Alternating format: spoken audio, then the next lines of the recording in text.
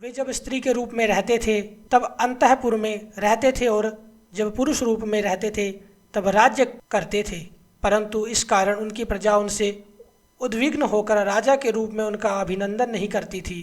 कुछ समय के बाद जब राजकुमार पुरूरवा युवक हो गया, महाराज सुद्युम्न उसे प्रतिष्ठानपुर का राज्य सौंपकर वन में चले गए। अनेक प्रकार के वृक्षों से सुंदर लगने वाले उस वन में रहते हुए राजा सुद्युम्न ने देव ऋषि नारद जी से सर्वोत्तम नवाक्षर अर्थात नवाण मंत्र की दीक्षा ली और अत्यंत श्रद्धा भक्ति के साथ मन लगाकर वे उस मंत्र का जाप करने लगे। तदंतर भक्तों का उद्धार करने वाली जगजननी भगवती शिवा ने सगुण रूप धारण करके उन्हें प्रत्यक्ष दर्शन दिया। उस समय मनोरम तथा दिव्य रूप वाली भगवती सिंह पर सवार होकर उनके समक्ष खड़ी हो गई। उनके नेत्र मद से परिपूर्ण थे।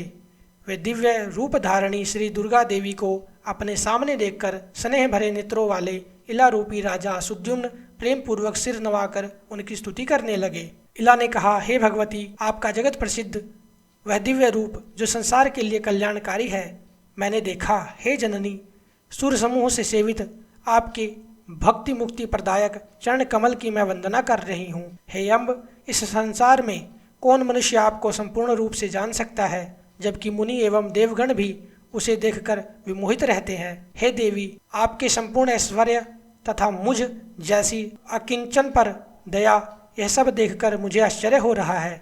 हे माता, जब शिव, विष्णु, ब्रह्मा, इंद्र, सूर्य, कुबेर, अग्नि, वरुण, वायु, चंद्रमा और अष्टवसु भी आपके प्रभाव को नहीं जानते हैं, तब भला गुण रहित मनुष्य आपके गुणों को कैसे जान सकता है। हे अम्ब, यद्यपि परम तेजस्वी भगवान विष्णु आपको समुद्र से उत्पन्न सभी प्रकार के मनोरथों को सिद्ध करने वाली साक्षात सात्विकी शक्ति स्वरूपा लक्ष्मी के रूप में समझते हैं, ब्रह्मा भी आपको राजसी शक्ति स्वरूपा सरस्वती तथा शिवजी आपको तामसी शक्ति स्वरूपा महाकाली के रूप में जानते हैं, तथापि हे अंबिके, वे भी आपकी निर्गुणात्मिका दिव्य शक्ति को भली भांति नहीं जानते। हे भवानी, कहाँ तो अत्यंत मंद बुद्धि में और कहाँ मुझ पर अमित महिमाशाली तथा अमोघ प्रभाव वाला आपका अनुग्रह है।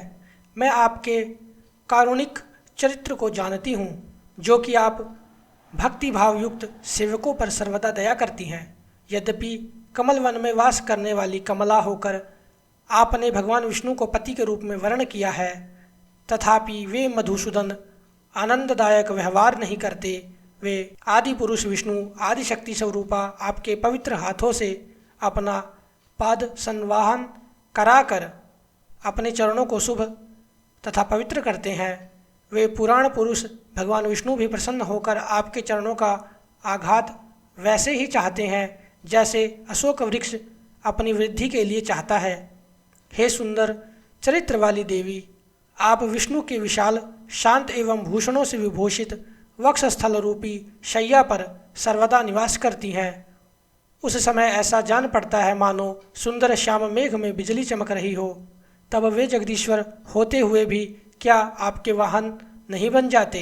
हे अम्ब, यदि क्रोधित होकर आप उनको त्याग दें तो वे भगवान विष्णु अपूजित और शक्तिहीन होकर कुछ नहीं कर पाएंगे, क्योंकि लोक में भी देखा जाता है कि श्रीहीन गुण रहित एवं उदासीन पुरुष को उनके कुटुंबीजन भी त्याग देते हैं।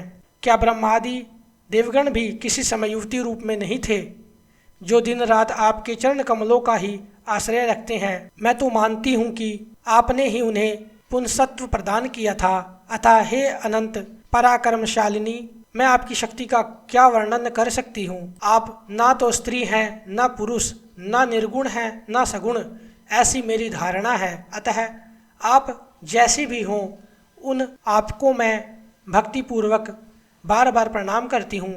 आप माता से मैं यही प्रार्थना करती हूँ कि आप में मेरी अचल भक्ति बनी रहे। सूत जी बोले।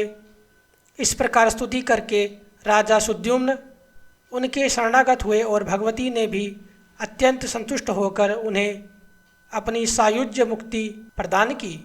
तब उन देवी की कृपा से सुद्युम्न ने मुनियों के लिए भी अति दुर्लभ शाश्वत परम पद प्राप्त किया। इति श्रीमद्देवी भागवते महापुराणे अष्टादश सहस्त्रयां संहितायां प्रथम स्कंदे सुद्युम्न स्तुतिर्नाम 12 अध्यायः।